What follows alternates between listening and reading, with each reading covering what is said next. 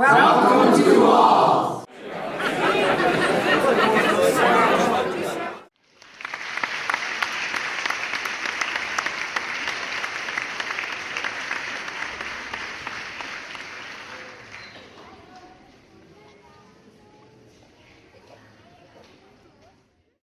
Well, first of all, I'd like to thank the Alpena Community College Lifelong Learners for giving me this opportunity to talk a little bit about myself from my roots in Alpena to, well, like it says there, the Rose Bowl press box and beyond, actually. I did start, or I was born in Alpena County. My dad was Harvey Hansen. He graduated from Alpena High School in 1942, and my mom was Jenny Hansen, and she graduated in 1948. She was a part of the Alpena High School marching band. The picture up on the left shows the Alpena High School marching band. She was in that picture. And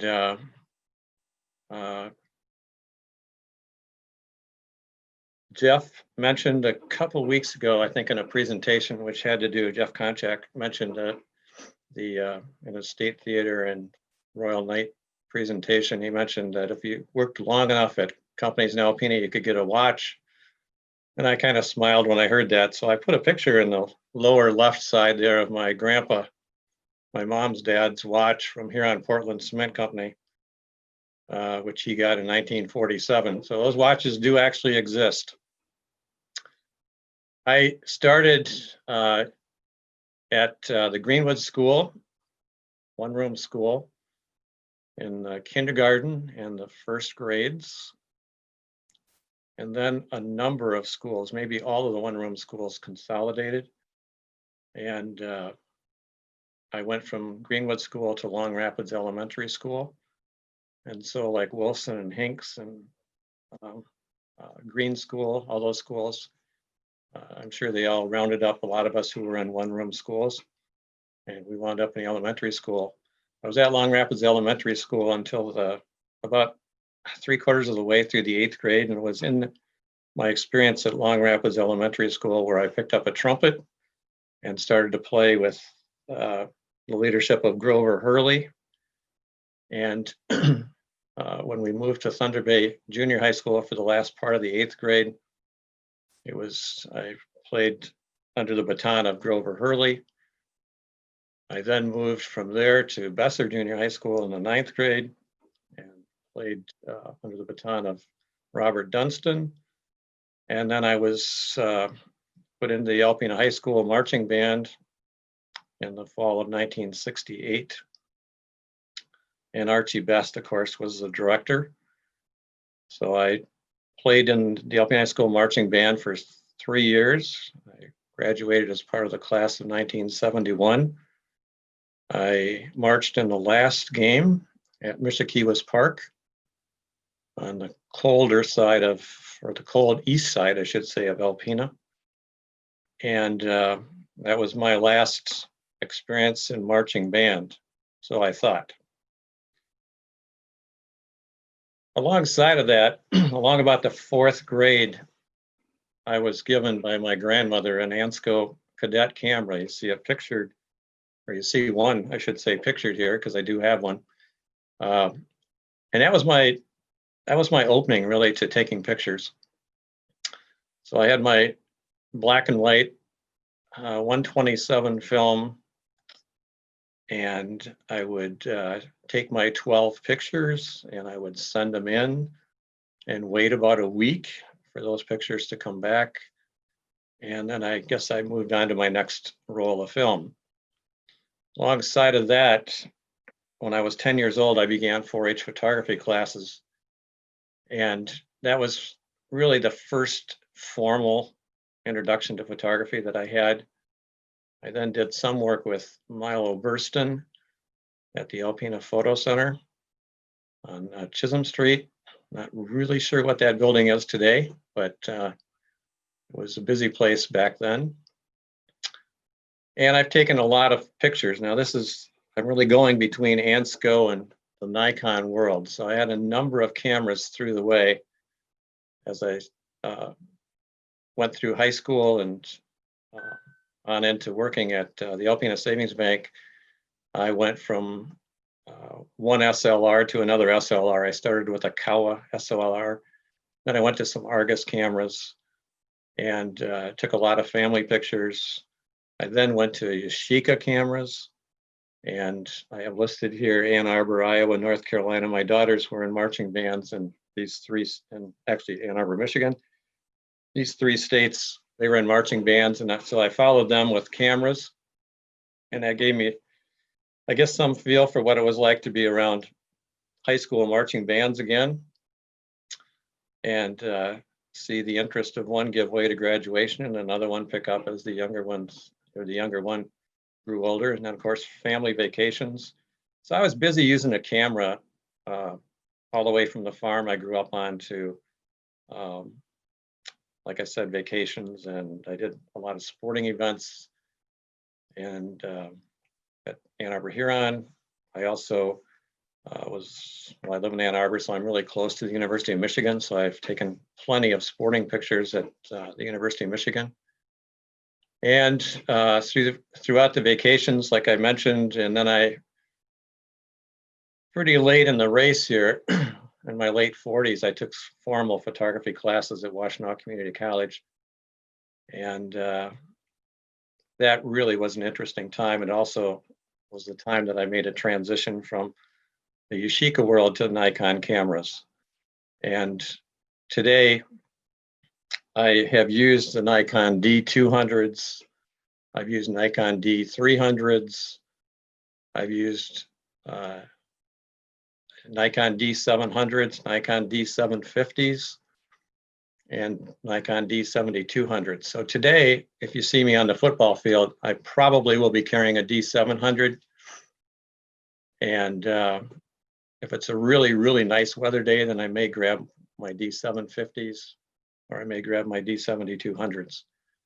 But that's really been my transition from the Ansco world all the way up to Nikon. I went from the 4th grade to being an old person pretty fast, but that's how it happened.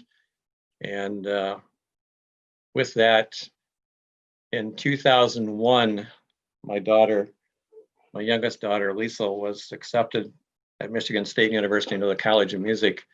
And alongside of that, she was accepted into the Spartan marching band. And I began to look around a little bit, and I realized that there really wasn't much coverage going on. There were some pictures, and I don't think I've really ever been introduced to, other than one person, I guess, somebody that formally was taking pictures of the Spartan marching band. So I'm kind of in the dark there as to people who did that prior to when I started taking pictures. So during the 2001 through 2003 years, I would take pictures. I would go around the stadium. I would take halftime shots. And I worked with the website managers of the Spartan marching band, and I would post about 40 pictures, sort of game day photos from the game events. And that kind of took me from 2001 to 2003. In 2004, I say up here, the fun begins, and there's a lot of truth to that, I think. I got a little braver, I guess, and I talked to Professor John Madden, who directed the Spartan marching band. And I asked him about getting on the field and getting credentialed. And so he said, sure. So now I was really committed. And so what you see here is a picture of one of my Nikon cameras and my first credential as a field photographer. As you see there, it's September 16th, 2004 against Notre Dame. And so I mentioned here rookie challenges. I mean, I was a knee-knocking person that day. I'm sure that when I went into the stadium that night and I went up the tunnel for the first time, you probably could have heard my knees knocking. And when I got to the field, and it was gorgeous when I walked through the tunnel, the lighting and everything kind of reminded me probably of early Tiger games that I used to go to, and you'd see that lovely green grass and so on and so forth. But here I was. I asked if I could do this, and so I found myself at the goal post. I was told I had to stay inside the dotted white lines around the stadium. And that was about all I knew, other than I wanted to be at the goalpost to take the band coming out of the tunnel. And so I stood there, started to put my gear together and get ready for things to happen. And let me back up here for a second. And so the band came out of the tunnel. It took me about 150 pictures to get the band out of the tunnel, which probably made me realize really fast how much fun that would have been with a film camera. But with rapid fire, again, it took me about 150 pictures. And at that point, the band was on the field. I struggled to gather my gear and race, which is kind of comical, I guess, at my age, although I never was a fast runner. But then to get down the field to about the 50-yard line so that I could hopefully take a picture of the drum majors and try to figure out everything else that was going to be part of my learning experience with the games to come and the years to come, really. So again, I had all these rookie challenges, which is no different than anything else you or I would try in life. We agree to do things, and then all of a sudden, let the nightmare begin. And it really was much more than that. It's been a great experience all the way along. But along the way, I've had to fine tune some things, and so now I look at the game week prep, I call it here. I check the weather to see what kind of joy I have waiting for me on Saturday. I really don't like the word rain associated with a Saturday game, but I obviously have spent my share of time in the rain. And but by checking that on Monday, I have some feel for what probably is going to happen. Then I begin to put my gear together. In this picture, you will see in the lower left, you'll see the raincoats that I have for my cameras. So if it's going to rain, I will cover my cameras with rain gear. Behind that in the center, you'll see what I call, or what's called actually a cotton carrier, which is a carrier that I wear like a vest. You see a hook effect in the center of it, which is what I attach my cameras to. There's a hub I have mounted on my cameras, so I can mount my cameras on the cotton carrier. I could carry as many as 3 cameras on there, and typically I'm carrying 2. And then to the right, you see also attached to my band or my belt, you'll see the monopod, and yes, that's a Craftsman hammer hanger for some of you who may be carrying hammers around. I found it fit perfectly for my monopod. And when you start carrying all kinds of gear, you're going to look for ways to deal with ways to carry that gear and not look like a complete fool out on the street or on the stadium. So I started organizing the gear. Towards Thursday, I charge batteries. I have about 18 batteries that I charge. So I'm carrying the batteries into the games, and I'm also formatting memory cards. Memory cards have changed a lot over the years to where I can store a lot of pictures on one memory card today, whereas you would have seen me 5 or 6 years ago, or even maybe 10 years ago, you would have seen me shuffling a lot of memory cards and hoping to goodness that I get them shoved away in the right spot so I don't lose any memory cards. So that's some of what goes into my game week preparation. So on Saturday morning, it's off to Michigan State University in Adams Field. Again, I live in Ann Arbor, so I have about an hour to an hour and a half drive to a parking structure on campus. So I leave about 8:30 for a noon game, and I arrive on at the stadium about 10 o'clock, at which point I load up my gear. Now, if you look in the picture there, you'll see that cotton carrier. I'm wearing that. You'll see I have a camera hung on the center. I have another camera hung down more like a holster. And then you'll see my monopods hanging to the side of my leg. And really, I have my hands free at this point to grab a camera.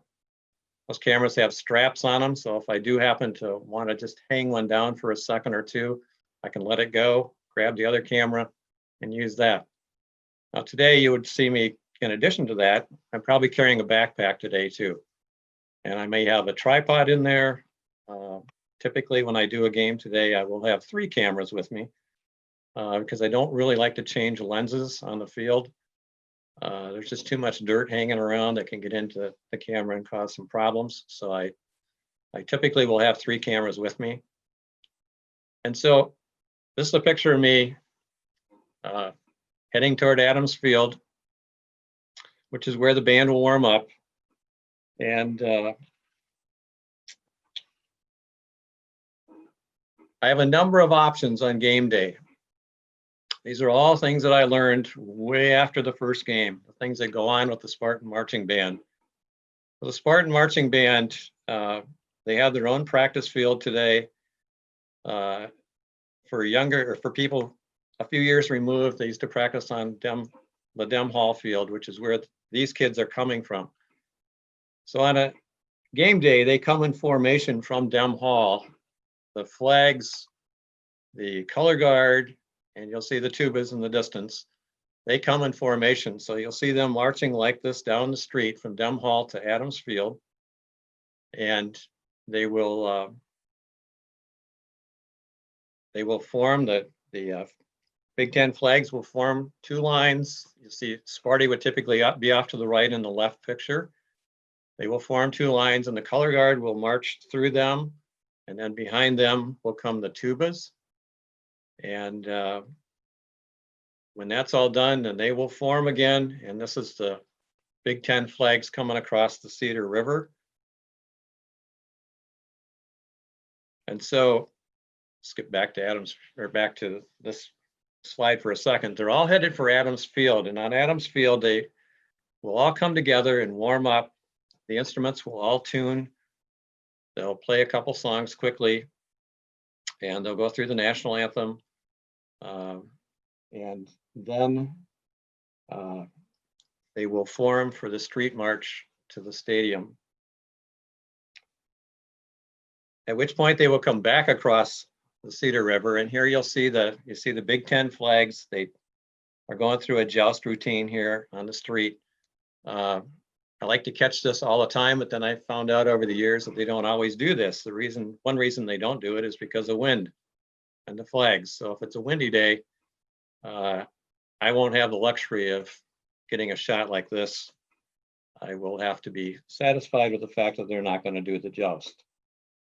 It's about a 1/4 mile from Adams Field to the stadium. So the band will form up by Adams Field. They come across, as I said, the Cedar River, and they head up the street. They will have any number of facial expressions, hopefully mean ones, because they're heading into the game. So here you see one of the drum majors going down the street. You see cymbal player. They go through all kinds of formations. Tuba players are throwing the biggest instruments around. And I don't have pictures of them here, but there are actually people behind the band that are picking up mouthpieces, because mouthpieces are known to fall out of instruments during the march to the stadium. And so the guy on the right, who's a tuba player, they flip those instruments up, and you'll see in the distance there, you see other tuba players going through the same routine. When they get to the stadium, we have about 30 minutes, probably, maybe a little bit more than that. The band will gather on the flip side of the tunnel, and they will sing Shadows before they gather in the tunnel. During that time, I have gone up the tunnel to the goalpost. If I have gear that I need to drop off, like I mentioned a backpack earlier, I will walk that down to the other end of the stadium. I'll drop that off down there by where the Spartan Marching Band gathers for the game. And then I'll come back with my monopod and my cameras and begin to set up for the game day. Well, that's happening. the football teams are on the field practicing, so a lot of times there's a lot of things that might strike my eye that I might be taking pictures of along the way. This picture was taken of me, again, at the goalpost. Gives you a little idea why I don't play football. I'm not nearly as large as these guys that are going by me, and comically, the security guard is sometimes trying to get me to back up right against the goalpost so I don't get stepped on. The other problem that I have sometimes at the goalpost is that television cameras, Fox, ESPN, ABC, whoever, sometimes there's a little pressure to get the goalpost. So I've been humored many times because the security people will move the TV cameras away and give me access to the goalpost. And so that's always been kind of humorous to me, and it does give me the best position. And of course, we can't have a lot of people there because the band is going to come firing out. They're going to come out in a group of fours, and they're going to split right past me and head onto the stadium. While I'm standing there at the goalpost as we approach the game time, I'm usually watching the TV people. They're going to have a countdown as to when pregame has to start, when commercials are going on, things like that. There's just a lot of things going on that, again, this is part of the learning that I had along the way. The Big Ten flags, particularly the Michigan State flag, she's coming out to the field, or he's coming out to the field, and they're going to form on the end zone line, and then when they begin to turn the flag, as you see the guy on the right turning the flag, he's going to be, or she's going to be the first one on the field with the Michigan State flag. And then on the flip side of me, this is a look at the trombones. There'll be trombones will come out of the tunnel first. You see them looking at me. You can see they're all yelling, and that's the way they're going to come out of there, and they're going to split me. You'll see I'm kind of standing right in the center there. So I always have this fear that someday I might fall over and create a domino effect. Fortunately, that has not happened yet, but this again is the band leaving, and this is what I took 150 pictures of to get the band out of the tunnel. My first game. Once the band is on the field, they do pregame. There you see the Big Ten flags out on the 50-yard line. To their left, you'll see the band playing the fanfare. And then they're going to move into formations. To the right, you see the Big Ten flags coming down the field. Inside of them, the band is bringing the S down the field. And so once they've done the S and the MSU, and you'll see pictures of those in a few minutes, pregame, the band begins to move down the field. They assume their position for the national anthem. The color guard, in the meantime, has formed lines at the field. You see some fireworks going on and some smoke going on, and you see Sparty coming out of there. I will move to the center of the field, and I'll take pictures of Sparty coming out, and shortly thereafter, the football team will come running through that fog effect, and they will assume their position on the field. Once pregame is done, and there's this mad scramble. I call it sidelines, because sidelines really occur about 3 times during the game. It occurs, with pregame, it occurs just before halftime and then after halftime. But it's when the band is just kind of squashed in along the sidelines and they're trying to work their way up into the stands. So here you see, I'll start from the right side. You see the girl who carries the Michigan flag. She's wrapping up her flags. They roll all these flags up and store them down on the field. And then you'll see kids in behind coming up. They're trying to work their way up to the stands. They have one entrance to get up in the seats. Alongside, in the middle picture, these are kids waiting at halftime. And you can kind of see sometimes they look warm, sometimes they don't look warm. We have all kinds of weather, but it's you'll see all kinds of expressions, so on and so forth. And the picture on the left I took last year at the Big House. This was after halftime, and a picture of the twirlers. A lot of times the twirlers will get together after halftime. The drum majors will get together after halftime, and it creates another photo opportunity for me. Once they get up in the stands, there's a lot of craziness goes on up in the stands, a lot of yelling and screaming and course, rooting for your team. There's a lot of emotions. They're not always happy ones because we're not always ahead, or maybe we were ahead and now we're behind. So I really try to get as many pictures as I can in the first half so that I'm on the safe side of things, because if we do get behind, there's really less emotion going on, and I really like the emotion. Here you see the color guard sitting up in their rows, and you'll see them going through some cheers. Here, believe me, I have all kinds of pictures of teeth and mouths, it seems like, over the years. So anyway, here I have pictures of kids just screaming and yelling. They really do get into the game time experience emotionally, and it's great fun to watch. Along the way comes halftime, and halftime, obviously formations on the field. A lot of times I'm not up in the press box to shoot halftime formations. Rather, I'm down on the field. So here you see a picture of a twirler. It's not often that I get a picture of a twirler with 3 batons in the air at the same time. That may well be the only one I have of that happening. The trumpet player in the center, you can almost feel the emotion. You can see his eyes are shut. And there's just some amazing musicians that I have the privilege of being able to film. The upper right picture, you see the band kind of lined up on the end zone line or on the sidelines. And then the lower picture, we have visiting bands sometimes. Sometimes we're at their field, and sometimes we'll do halftime shows together. Here you see the Michigan State and the Michigan bands doing a piece together on the field. The end of the third quarter, the Big Ten flags get together. They round the field in kind of a race effect, and they meet up, and they'll have a bit of a jousting session, and then they will all dive on each other. This will happen once the Big Ten season starts. So the first couple of games of the year, I usually have a break from the Big Ten performance because we don't have Big Ten games usually at the start of the year. Alongside of the Big Ten's performing at the end of the third quarter, we have the third quarter drumline show. You'll see here a little bit of the weather issue that I talk about sometimes. The picture on the left was in a pretty good snowstorm.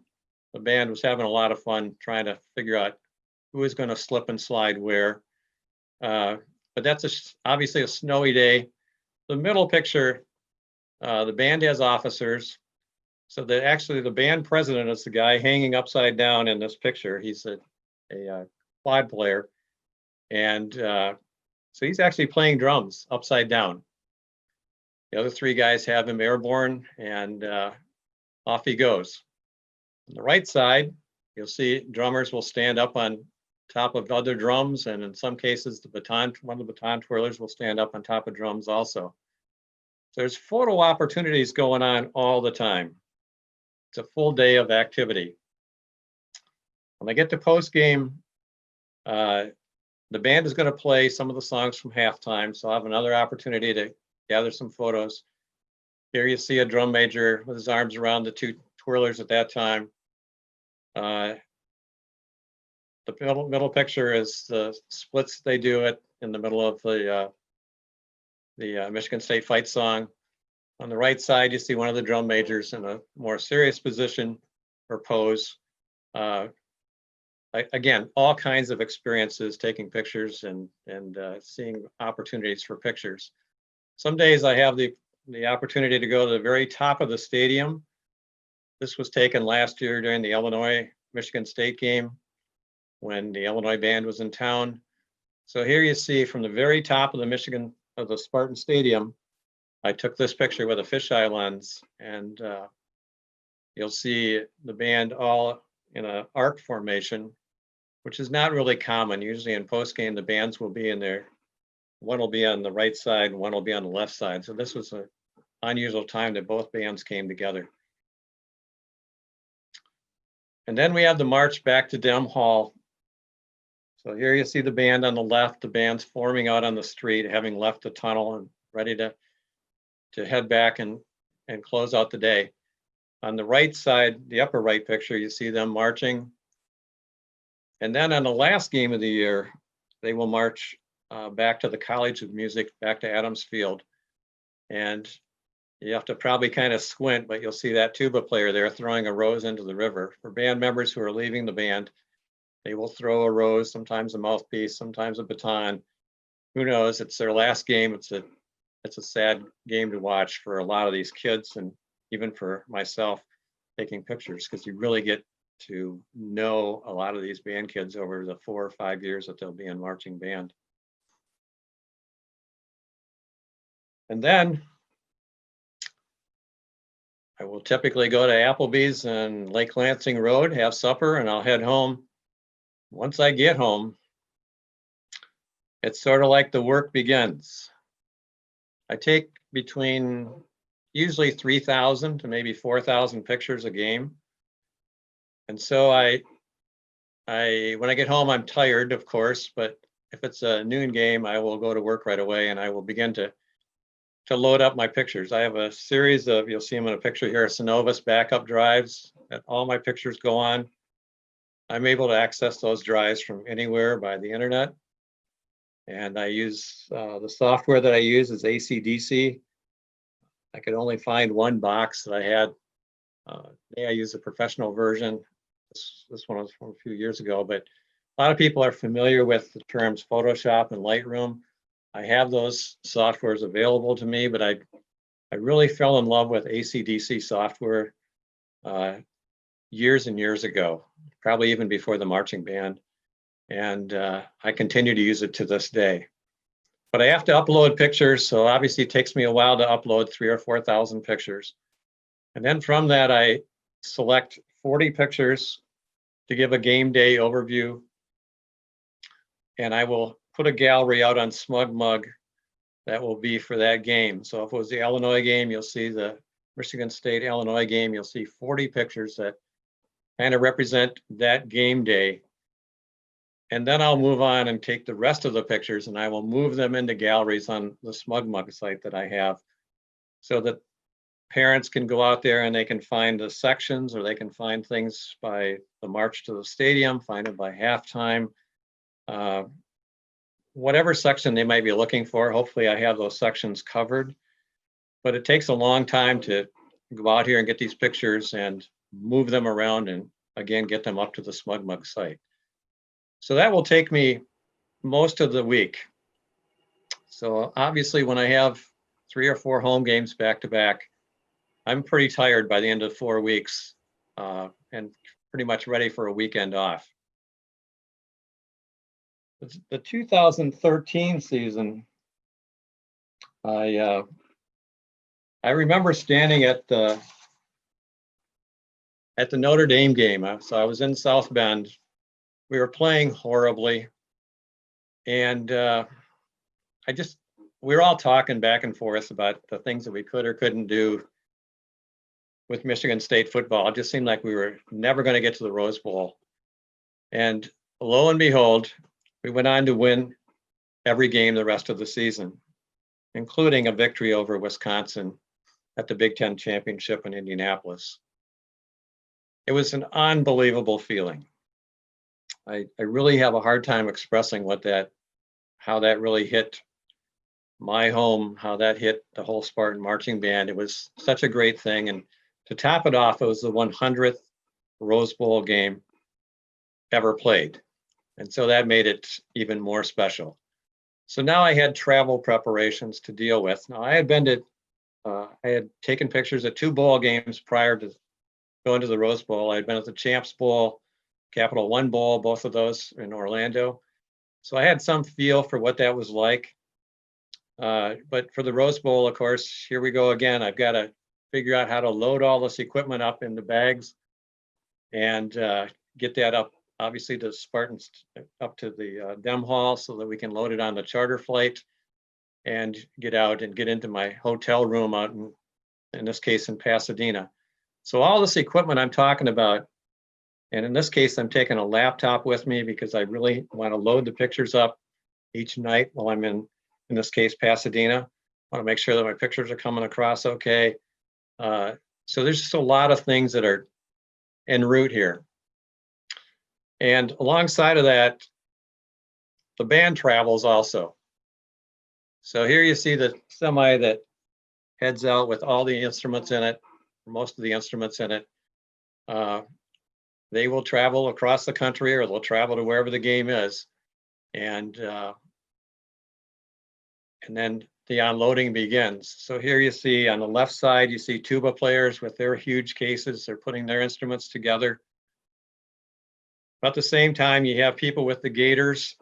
They're backing the gators out of the semi so that we can pull trailers to the game or pep rally or whatever might be going on. In case of Rose Bowl, we went to Disneyland, we went to the Staples Center.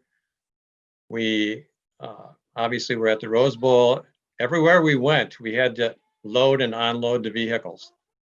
And so here you see in the final picture here, you see them pulling a drum set down the ramp and making it available for whatever the situation was that we needed it. At the Rose Bowl, we had a huge pep rally at the Staples Center. Some of you have heard of the Staples Center. It's where the Los Angeles Lakers play, and I think the Clippers play there too. But on this day, you see the big Spartans will sign. The day we did the pep rally there, Michigan State basketball was also playing at the same time. So we had a Michigan State basketball game going on the screen up there. Also, you see the big statue of Magic Johnson, obviously a former Spartan and a great person in the history of Los Angeles Laker basketball. And you just see the kids. Here you see the drum line in front of Magic Johnson. You see a couple mellophone players. And, you know, it's just an exciting time to see not only the kids in this situation, but then the fans. We had an unbelievable attendance for the Rose Bowl because we had not been to the Rose Bowl since 1988. And so in this picture, you see our three twirlers. In the left picture, in the right picture, you'll see, in addition to Sparty and our drum major, you see the drum major from the 1988 appearance when Michigan State was there. And so, you know, that's almost a generation that went by. And so there's plenty of reason for a lot of fans to be out there and just to make this week a tremendous experience. The weather was wonderful. Everything about the week was just fantastic. Again, we did have an appearance at Disneyland. And once I put this whole show together, I realized that I don't have any pictures here from Disneyland. So you have to kind of imagine, we did the Main Street Parade with the Spartan Marching Band. And then we moved on to the normal thing here, and that's the Rose Bowl Parade, the 125th Rose Bowl Parade. And here's a picture of the band coming down the street. You know, it's an amazing thing. We had grandstand seating. We watched the band come down the street, and it's just an unbelievable time. You're kind of pinching yourself to see if you're really here. Here you see the Spartan Marching Band. They've passed the grandstand at this point. In the far right, you'll see a angle thing going up. That's one of the TV cameras that's filming the parade that you see on television. It's just an amazing thing. Floats are incredible. They're every bit as beautiful as you may imagine when you watch it on television. But of course, our main focus that day is to get to the Rose Bowl. I knew that when I walked into the Rose Bowl that there's some history here with Alpena High School. In 1958, or 1956, excuse me, David Kaiser kicked the field goal that won the game for the Michigan State Spartans. And David Kaiser was from Alpena High School. And he kicked a 41-yard field goal in the final 7 seconds, as you see here from a copy of the Los Angeles Times that I have. And in the far right, you'll see a picture of him. He's number 89 with Earl Morrill behind him and Coach Duffy Doherty on his left.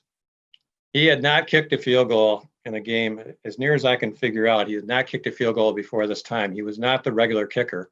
The regular kicker going into that game had missed 2 field goals. And so they had turned it over to this sophomore from Alpena High School. And he kicked a 41-yard field goal. Now, I don't know how many of you have stood on a field in a college arena, but all the seats and everything else, when you look down at the goalposts, it's unbelievable that anybody can kick a football between those two little toothpicks that appear off in the distance. So this was an incredible thing. So I knew when I stepped onto the Rose Bowl field, there was some Alpena High School history, and that made it even more exciting. When we line up for the game day, we're not lining up in a tunnel, of course, so you'll see the band from left to right here. They cover the whole end zone. They're going to run toward the center, and then they're going to come on the field. So when they run toward the center, they're really duplicating what they would normally do at Spartan Stadium to come out of the tunnel. You'll see our twirlers and drum major up on the screen. And this was game day at the field perspective. I was up in the press box. And so here you see the Spartan S. I talked about this way back in the pregame part, but here you see the Spartan S. Sort of like all the pressure in the world I felt that day, because I needed to get to the press box. I needed to get set up as best I could to get close to the 50-yard line. And this was the best I could do. And I needed to get the Spartan S coming across the center. You'll see the 100th Rose Bowl and Vizio in the center. I needed to get the Spartan marching band coming across that insignia. And then when they get down to the right side, they come back and they form MSU on the insignia. And of course, that was my second highly pressure point picture that I needed to walk away from this game day experience with. You know, it's amazing to be up in the press box. I had the SWAT squad, one of the SWAT squad guys ran into me and he said, you know, you have more equipment on than I do. And there's video people everywhere. There's all kinds of people. Some of you know Brent Musburger, he was up there. There's just people everywhere. And so I'm up here taking these pictures. I stayed up there through halftime, and then I went down to the field. Now the field picture was taken by my wife. My wife I can actually see in this picture. She's down by the 50-yard line. So it makes this picture especially meaningful to me. During the game, of course, there's all kinds of things going on. You see a very serious look in the cymbal player. We weren't always ahead in the Rose Bowl. But as the pictures move here, you will see the center picture starts to indicate that maybe we did get ahead, and we did. We went on to win the game, and of course the confetti comes flying out of everywhere. The smiles, the cheering, the yelling, it's unbelievable to have this experience and be able to be there to celebrate this with the marching band kids, who I really call a family of mine, even though I'm hiding behind cameras. So here you get some feel of the transition. You see the look in the tenor drummer's face here. It's just hard to imagine what these kids felt inside. See the color guard lined up here with their Rose Bowl flags. Just an amazing experience. When they get down on the field, they're wanting to gather up some of the confetti. Some of them are doing push-ups on the rows in the center of the field. These kids are really on fire. This is an unbelievable experience for these kids. And of course, we won the game. It was just a great experience. Last year, in 2019, was the 100th anniversary of the Spartan Marching Band, 150th anniversary of the Spartan Marching Band. And so I keep thanking my lucky stars that with this COVID situation that we face right now, that this all happened last year. So we had 1,200 people, a little more than 1,200 people on the field at the same time. The Spartan Marching Band is mixed in there with Spartan Marching Band alumni. You see it when you look around the stadium to the right, you'll see a chunk there that doesn't look like anybody sitting in there. that was filled with Spartan marching band, either the current Spartan marching band or the alumni band. This was a huge effort to bring as many people as could come and put them on the field. And this was just an amazing weekend. I can't imagine the stories that went on all weekend as people had a chance to meet each other and maybe, I suppose in many cases, people they hadn't seen for many years. And then they formed a 150 on the field, which you see here. I took these pictures with fisheye lenses, and obviously I was up on the photo deck to take these pictures. So I thank my lucky stars that we were able to get this done last year. Obviously, it would look a whole lot different this year. In fact, it wouldn't even look this year because the marching band is not a formal unit this year because of COVID. So reality strikes. I have a lot of thoughts as I think about this, and believe me, I've been doing this for quite a while. So to try to put a presentation together that's somewhere in the vicinity of an hour is quite a task. In 2016, I was made an honorary member of the Michigan State Marching Band. And so I got my band jacket that you saw me a picture of me in initially. And that means the world. And being at a Rose Bowl means the world too, because you can take the Spartan marching band insignia off and you can put your Rose Bowl patch on it. So that's pretty exciting. I'm really proud of that jacket. I see Sparty all the time. Sparty is in the corner where the Spartan marching band is. I took this picture because I was out in the center of the field. He's just a busy character. And it's been amazing to see some reunions of Sparties get together, and again, another photo opportunity. Zeke the Wonder Dog. Some of you, if you've been to games, you've seen Zeke the Wonder Dog. You see him stepping over his owner's back here and catching a Frisbee. A lot of Spartan marching band kids get a chance to throw Zeke a Frisbee during the year. Football players, Zeke's a pretty busy dog. Gone through 3 dogs in the time that I've been taking pictures. I had an interesting experience in maybe my second or third game. One of the referees came up to me and said, "Will you take a picture of us when we come out of the tunnel?" And I thought, really? I'm trying to narrow my scope down here to marching band.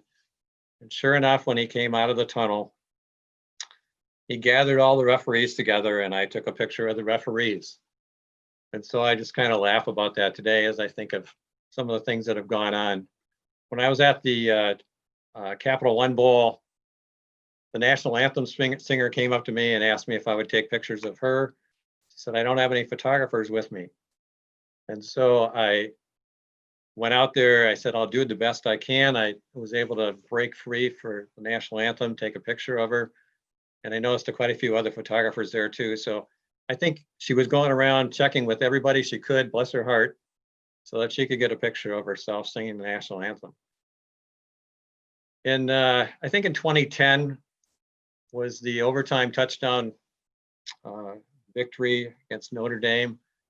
I remember standing on the sideline. I was standing next to Holly Rowe. If you watch ESPN games, she's one of the field announcers. She was standing right next to me, and we were just watching this play fall apart, this field goal fall apart. And then I watched the ball go right by my face, and I thought, wait a minute. And of course, a guy had slipped out and caught a touchdown pass, and we won the game. And so I don't have the picture here, but there's a picture that one of the football photographers took of me with my arms way up in the air, and I'm just kind of cheering and yelling. It was an unbelievable experience. You also have hundreds, it seems like in some games, of photographers on the sidelines. It's a busy place.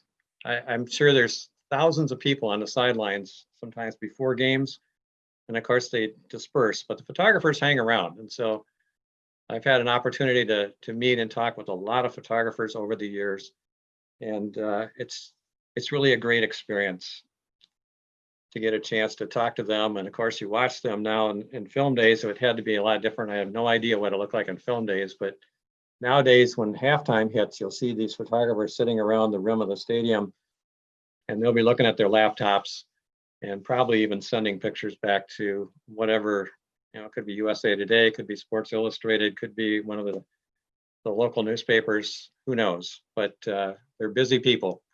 And alongside of that, of course, we have television to deal with. And so television will typically bring motorized vehicles on the field. So we have to look out for that equipment. You have television cameras going around. You have people winding cords for television cameras. There's just all kinds of ways that you could get tripped up. So you really have to pay pretty close attention to the whole experience that's going on around you. I also have had the opportunity to work with grad students who were working on their doctorate degrees with the Spartan Marching Band. And those kids have gone on to the University of Michigan, the University of South Carolina, Baylor University, Oklahoma State, the University of Colorado, and the University of Southern Mississippi. These are good friends today. We talk frequently on Facebook, and it's just been a wonderful, wonderful experience to be around these kids, again, grad students working on doctorates. I then had an experience at a Michigan game a few years ago. I have the name Lee Hall here written here. Some of you may have known Lee Hall. He's from Alpena. You see him in a picture here. I was standing on the sidelines at the University of Michigan, Michigan State game, and I'm the only one with a green and white shirt on. Everybody else, of course, is in maize and blue. And I happened to turn around and I happened to see this face, and I thought, I think that's Lee Hall. Now, it had been 40 plus years since I had been in high school, and I'd never had Lee Hall for a teacher, but I was a teacher's assistant, and Lee used to come in with some kids and they would sit there and talk about football. And so I had to ask this guy. I said, "Are you Lee Hall?" And he said, "Yeah, absolutely, I'm Lee Hall." And I found out that he played for the University of Michigan, and he didn't have anybody with him to take pictures. So I took pictures of Lee. Here he's standing out. If you're familiar with the University of Michigan, the players run out, they tap the banner, and they continue on. He's in one of those lines in this picture. And I had the nicest visit with Lee a couple weeks later when I sent him some pictures. We talked for probably 2 hours about his experience in playing football at the University of Michigan. Unfortunately, he passed away a couple years ago, and I was happy to have pictures available for the family. The challenges. Some people laugh about this, but I actually had a fan fall on me from the stands in 2014. Ohio State fan. I always say it's an Ohio State fan because it was a night game, and I'm sure he had too much to drink, but he actually fell out of the stands and bounced off my back. Fortunately, I have thousands of dollars worth of gear hanging on me. I didn't fall over, I didn't break any gear, but he did bounce off my back, and it was a crazy, crazy experience. I really thought he was dead. Turned out he had hurt his shoulder, and fortunately, he's lived to watch a few more football games, maybe a little differently than that experience, but it's roughly 10 feet from where you sit in Spartan Stadium, or if you're at the University of Michigan. I don't worry too much about people running the field because you really have to make a commitment to jump 10 feet down to the field just to get on the field. So whatever happened here, I really wondered in the next game, should I be looking for people to fall out of the stands, or can I just kind of go on with things as normal? In 2015, I lost my mom and my dad, and you'll see my mom and my dad pictured here with my daughter, Liesel. So 2015 was a really tough year.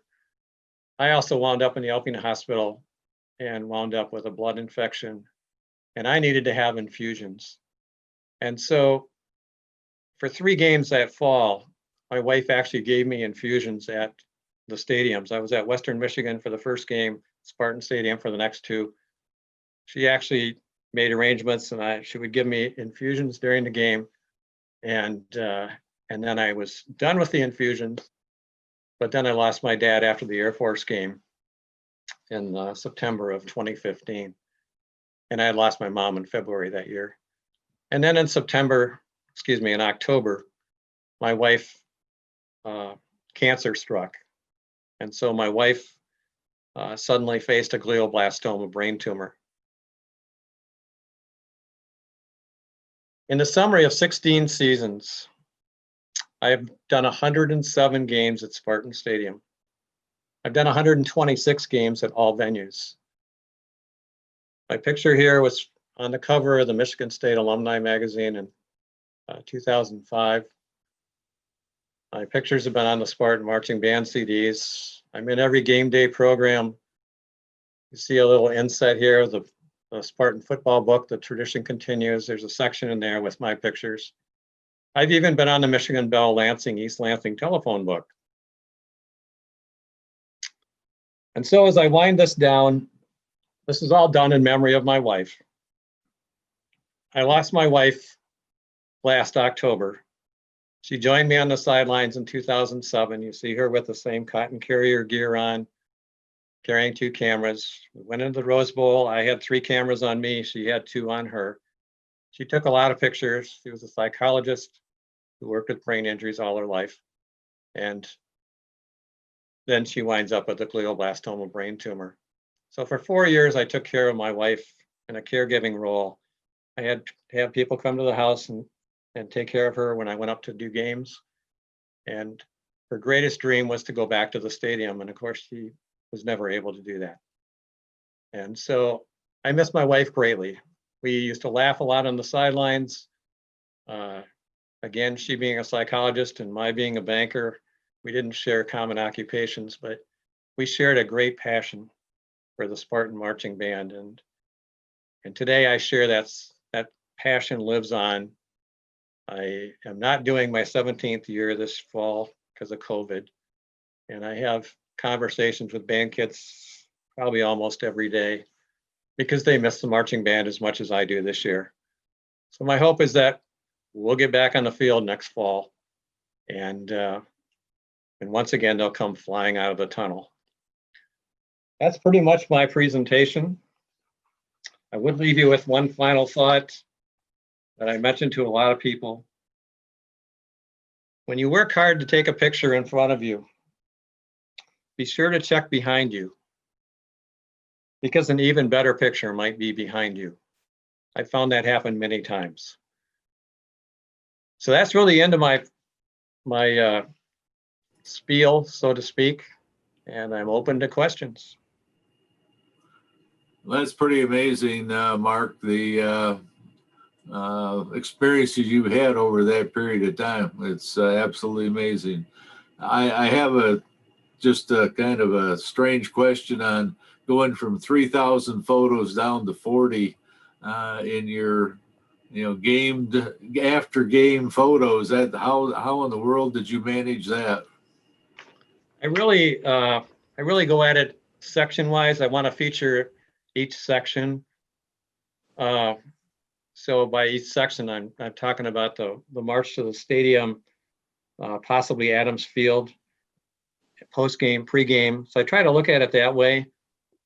And so that'll get me to about 30, and then maybe I'll just throw 10 pictures in there. My wife used to laugh at me about that. She said, "Why do you put yourself under such pressure?" But I really like to have a game day presentation. And so if you go out to my SmugMug site, you'll see these galleries of 40 pictures for every game since 2004. And once I'm done with that, then I'll go through the other pictures. Again, they happen in the sequence that I went through here. And I will begin to throw those pictures out into SmugMug site, SmugMug galleries. I have to build those galleries every fall. I build new galleries. So if you go out into my site, you'll see the band from 2004, 2005, 2006. This follows that routine. I also take a lot of pictures for the Spartan Alumni Band. And so there's also a section out there for those people. And then I also have a section out there I've started a section out there for visiting marching bands, because we frequently have visiting marching bands come on campus. Thank you. Anyone else have questions, comments? I just want to say, this is Joyce Combs.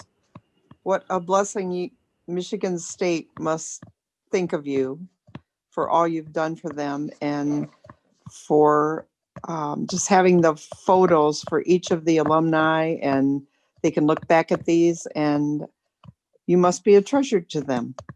Amen. Well, I've had plenty of people say that. experienced a lot of emotion, of course, in losing my wife. I've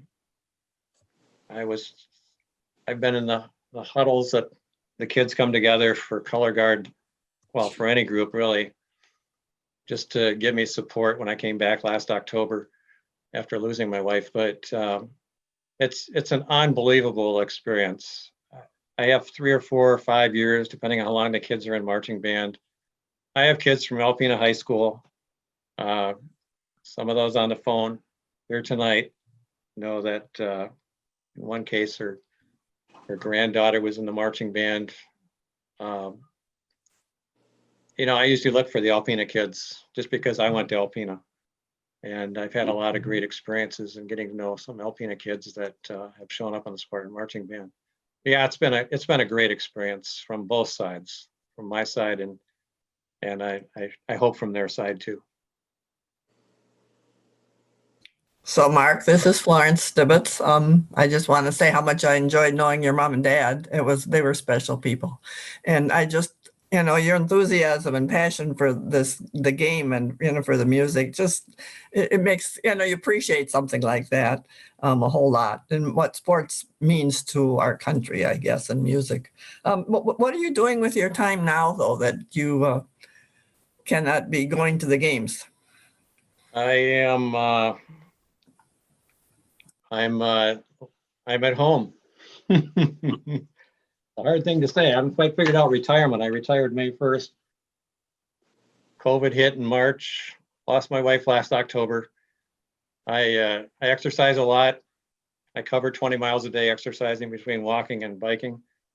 I suppose that's to try to keep in shape for that next time that I have to run from the goalpost to the 50-yard line, because I'm really a poor runner now. But I'm looking for, you know, ways in which I can do things, and I look forward to this fall, of course, getting back to Spartan Stadium, and COVID has stepped in the way of that. So right now, I go out and take a lot of pictures right now. If you're on Facebook, you'll see a lot of flower pictures and animal pictures and all kinds of sunrise pictures and sunset pictures and things like that, in ways to use my camera and sort of keep myself active as far as taking pictures go. But I have a huge family that means a lot to me. A lot of them are in Alpena. I haven't been to Alpena for almost 5 years because of my wife's situation. And I'm really looking forward to getting back up to Alpena again to visit and really have a chance to go back to my home. This is Joyce Combs again. I should have said earlier, I knew your parents through square dancing, and they were lovely people. And They love I to just square want- dance. they did. they were so much fun. So I just wanted to add that. Well, thank you. My dad was I think I mentioned he was a trustee of Alpena Community College for a number of years, a little over 20 years, I believe. He was on the founding when it started. Is that right? Yeah, I guess I'd lost track of that. And he carried a lot of mail out of Posen, Michigan. Mark, I left you a message in the chat. This is Nancy Kinney. Nancy, my school teacher. Yes, indeed. You taught me at Washtenaw Community College. You drove down from Alpena. That's right. Good to see you. And thanks for good. doing all these wonderful pictures. Well, thank you. It's good to link up. When I had you for a teacher, which I think was 2004, when I graduated from Washtenaw Community College and Concordia University, I was ahead of this 16-year endeavor of taking pictures at Spartan Stadium. But I will always remember you. I always thought it was amazing. You would drive down from Alpena to teach kids in Ann Arbor and then drive back and so on and so forth. Well, some of it was sort of the other way around. I would drive to Alpena to work on the house and then go back to my job in Ann Arbor. So, you could see it.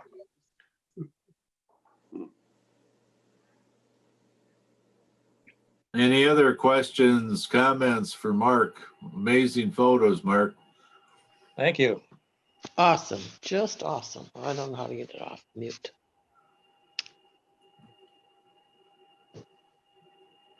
Any other comments, questions? We had a comment from Ron Young on chat thanking you for presenting your program this evening.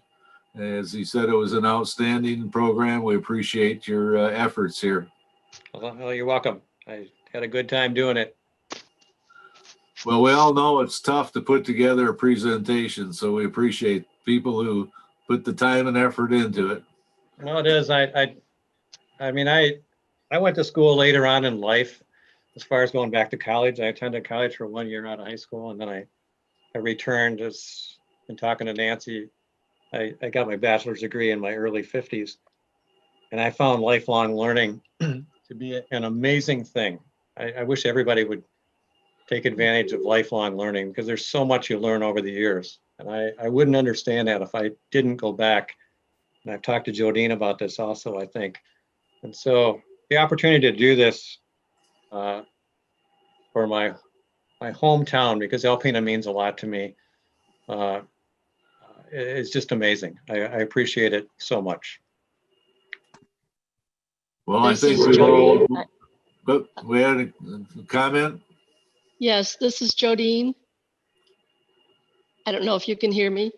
I can. Yes, we, My thoughts on this, I've enjoyed it so much, Mark, but my thoughts are also that you could probably do 20 more shows or more presentations, probably 120, but some of the people might not know what a great historian you are in the way of not just Alpena, but your family. I wish I could do justice to tell them what you do for your family, and maybe that's another whole presentation, or you might want to just touch on that for us. Well, I could touch on it really briefly. I do weekly newsletters to my family. There's people watching this tonight who get weekly newsletters, but I do weekly newsletters to both of my families. One Nancy Kinney would be familiar with, because she used to drive by the big red barn on M65. I grew up right across the street from the big red barn. My great grandparents were in that. They owned that big red barn, and then my parents' farm was right across the street, or kitty corner. So I have I actually go through Alpena News every day. So I guess I think Joyce, you asked what I do, or maybe Florence asked what I do. I do a lot of history stuff right now, which I'm not sure where that's headed in my lifetime, but I do have a lot of history stuff here, and I'll figure out how to present that in some manageable way would be a challenge, but I might be open to it. Thank you so much. It's good to see Bruce out there too. Bruce was in the Spartan marching band, I think in the mid-60s. That's right. I don't know if Bruce is still there or not, but Yes, I'm still here if you can hear me. I can hear you. Okay. It's been I a haven't pleasure. met Bruce, but Bruce and I talk frequently, and I've gained some understanding of Spartan marching band in the mid-60s, and it's been fun to make that connection. And someday I'm going to get to Alpena and have a chance to have coffee or something with Bruce. I look forward to that. You ignited so many great memories, and I thank you very much. Oh, you're welcome.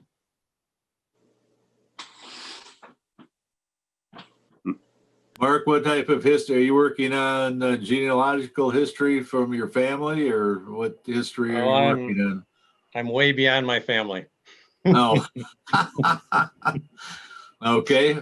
I have a database of almost 80,000 names. That's difficult to portray.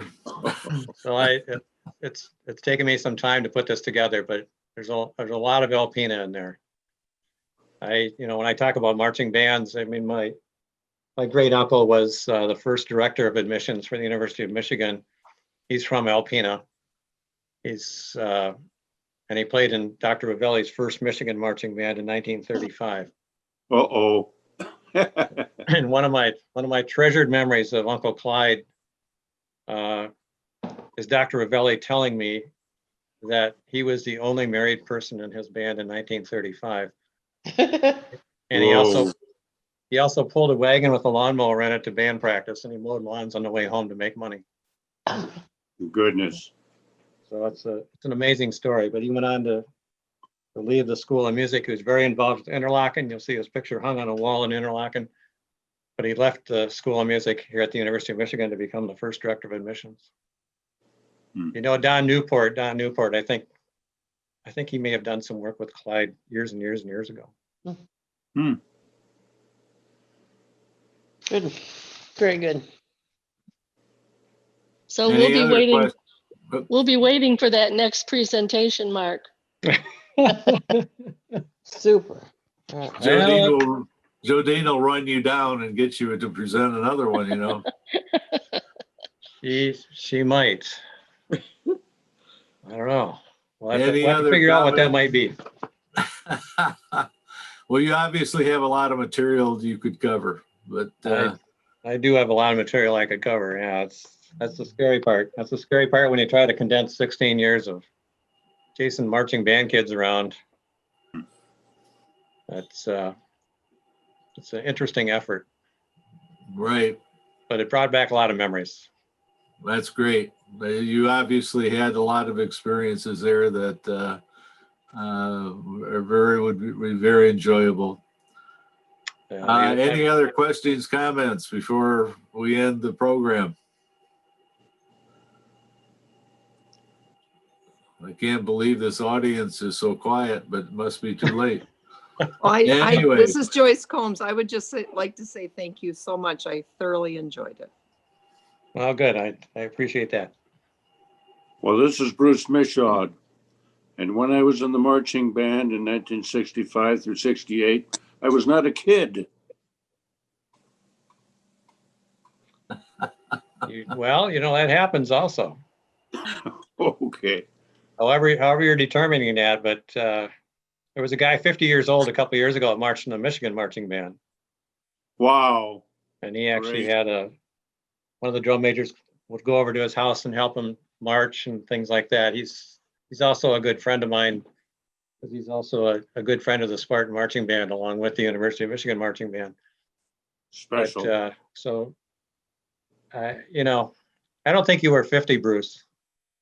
No. I was at the Rose Bowl at age 18. Were you in the band when you're at the Rose Bowl? Yep, 1966, January 66? 1st. Okay. Yeah, good for you. I have all Thanks, these people. Bruce.